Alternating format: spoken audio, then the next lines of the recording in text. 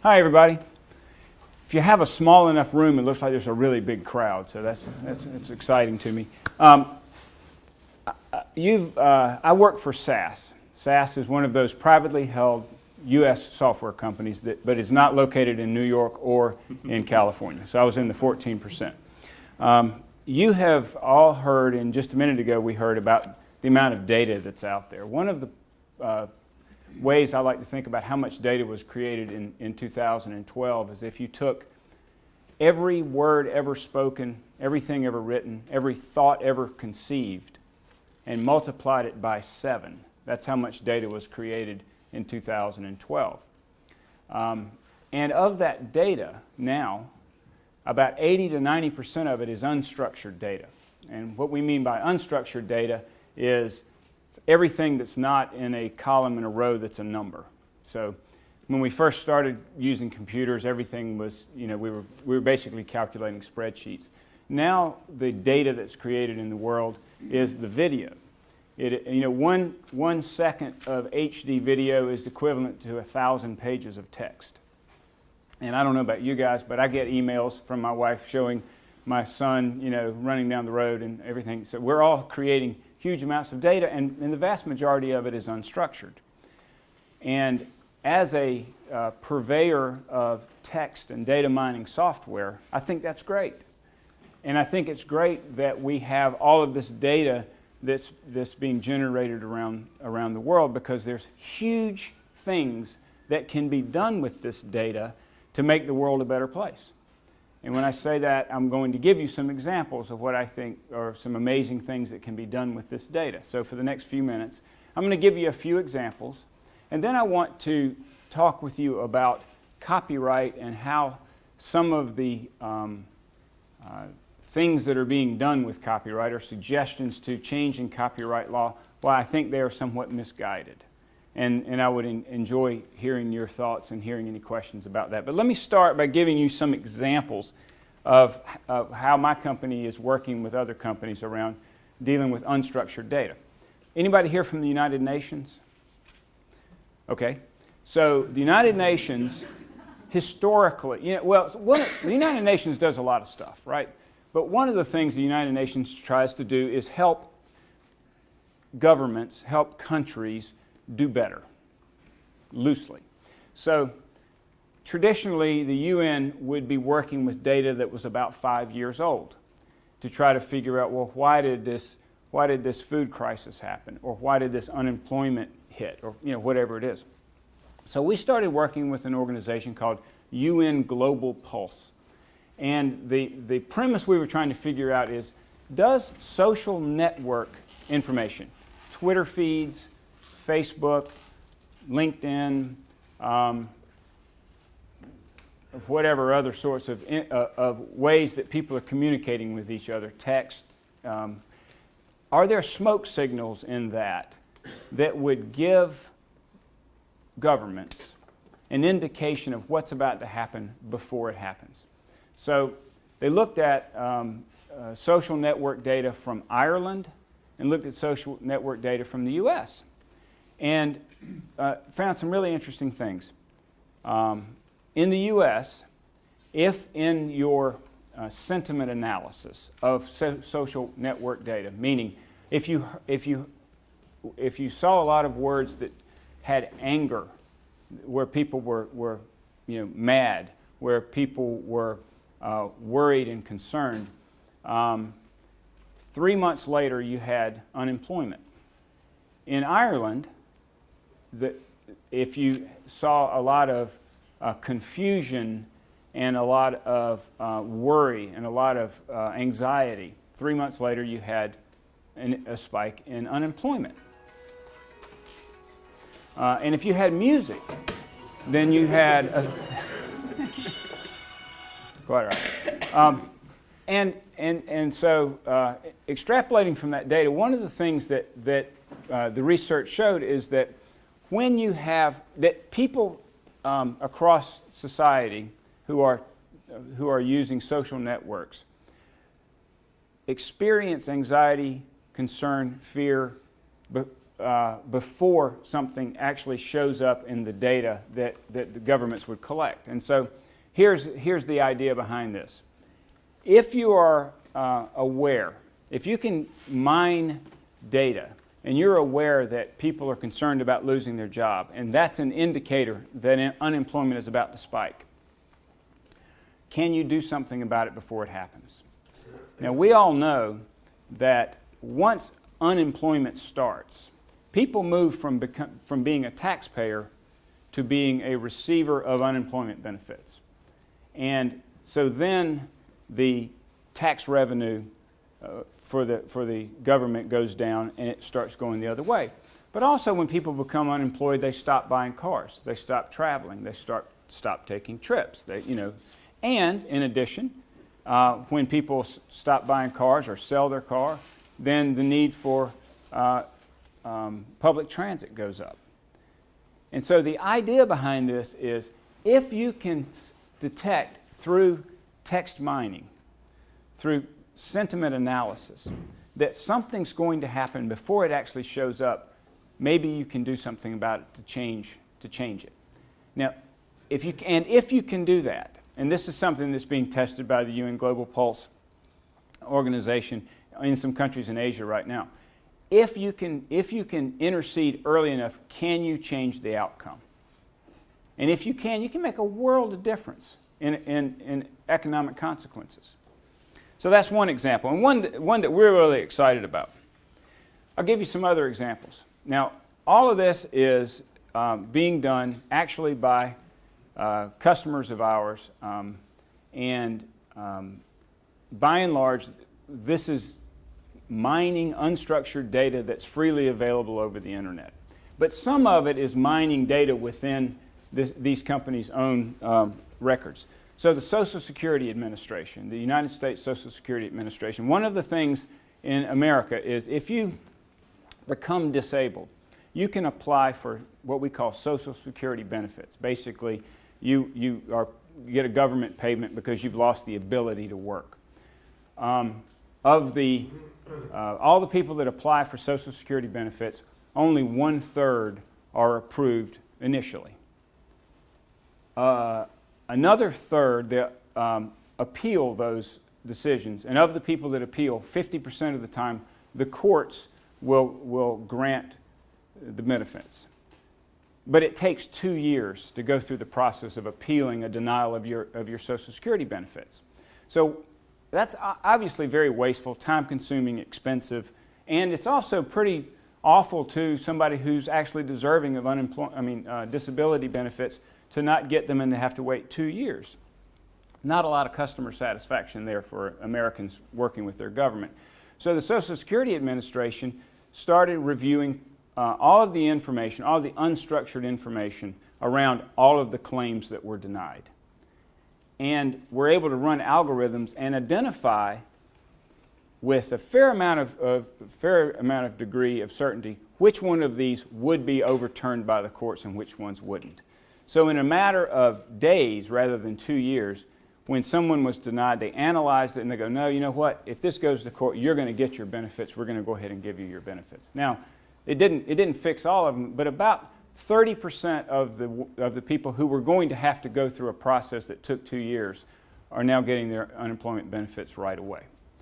Hugely impactful for those people, hugely impactful for the Social Security Administration not to spend that amount of time through the court system. It's an administrative system, but not through the court system.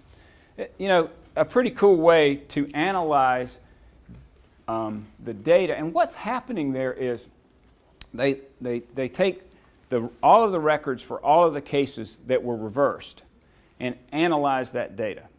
What were some of the factors in that data? What were the ailments? What was the testimony? Et cetera, et cetera. And then analyzed the records of all the people that were denied and did matching and said, oh, okay, these people are probably going to get reversed. And that's all done through unstructured data, basically reading the words and analyzing what they probably mean and what. So I don't want to belabor the point. So here's something that might be interesting to all of us. The Tribune Company is a publisher of an aggregator and publisher of articles, newspaper information, stuff you want to read. They receive 40,000 documents, publications a day, and have to analyze that and then surface it back out to consumers who are interested in reading this stuff. Now, when you go to a website and you're interested in reading about Madonna or singers, and websites now will show you, oh, people who read this also enjoyed reading this other stuff. Maybe you'd be interested in that. Or if you do a search and you want to read about the latest things that happened in Hollywood or the latest things that happened on the cricket circuit or whatever, information is filtered and submitted to you. Now, that is done automatically through analyzing the documents that are coming into, and I'm specifically talking about the Tribune Company, the 40,000 documents that they don't have somebody who's sitting there reading this one and go, I think I'll put it in that pile, and this one I'll put it in that pile. It's all done automatically so that those of us who are interested in getting information get the information we want timely and surfaced such that you're not looking in a list of things that you might want to read. They're connected to one another and not, one minute you're looking at American football, the next minute you're looking at lingerie, and the next minute you're looking at, cricket. So that's done by doing text analysis of all the documents that come in and going, okay, this one's probably related to this one's probably related to this one, etc. A couple of other examples that I want to, and I don't want to run out of time, so okay, I got 12 more minutes. Okay. Well, a little bit less. Okay, 10 minutes, 8 minutes, 9 minutes, okay.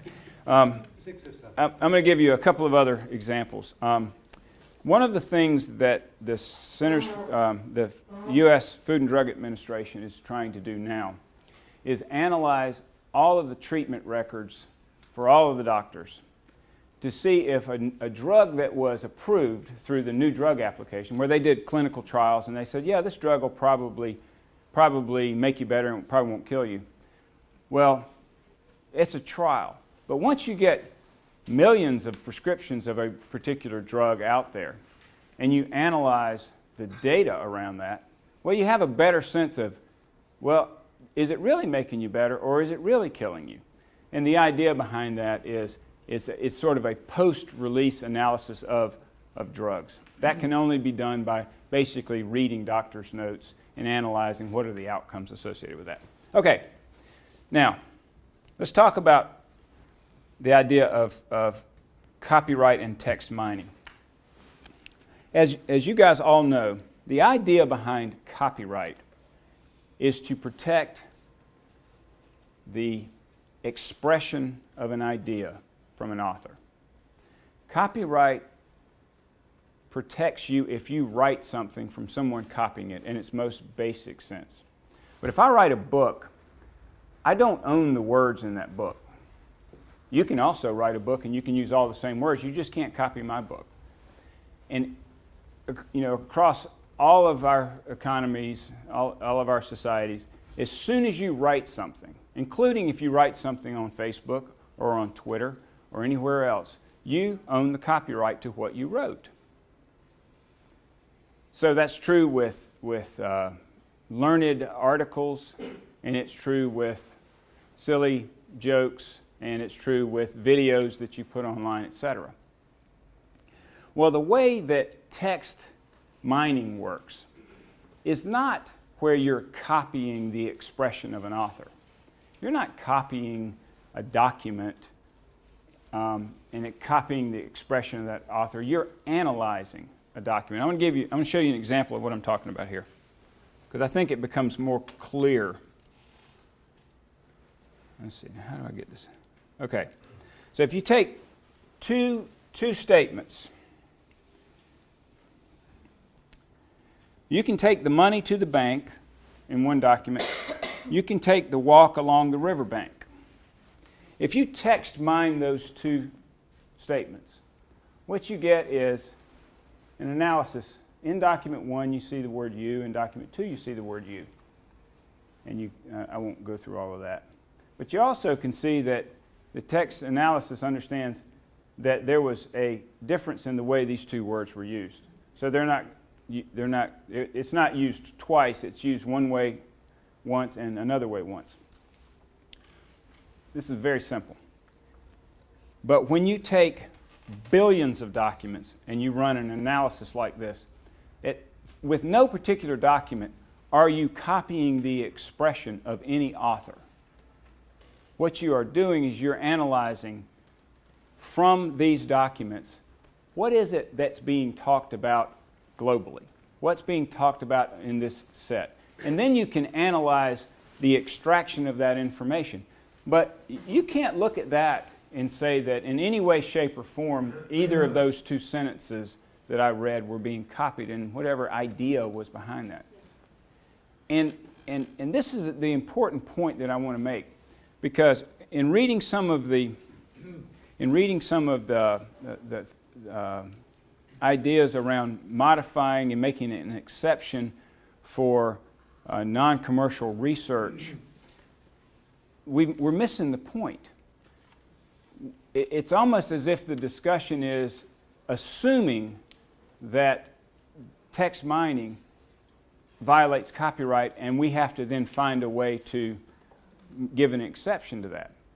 But once someone has put a document or any other expression out for consumption, there is either an implied license that you can read it, or a concrete license that you can read it. But once you can read a document, doing the analysis of that document through text mining should not be considered a violation of copyright, because you are not copying the expression of the author. But I have read and heard articulated the assumption that doing the text mining violates copyright, and I don't agree with that. And I think we're debating at the wrong point in the continuum. If we want society to be able to take advantage, and I gave you some examples of great things that can be done. There's many, many more great things that can be done that I haven't even thought of, and that haven't been invented yet. So the debate should be, can we make more information available? How do we make more information available? The debate shouldn't be, can we text mine it or data mine it? Because in the purest sense of copyright, text mining and data mining doesn't violate copyright, because you're not doing the thing that is prohibited, which is copying the expression of the author. Now, that's the main point I wanted to make. Have I run out of time? Dang. I'll give you one minute. No, that's fine. Are we doing questions now or questions later? We're going to do them later. Okay. At the end of the next So session. don't ask me any questions. We'll do them later. Thank you very much.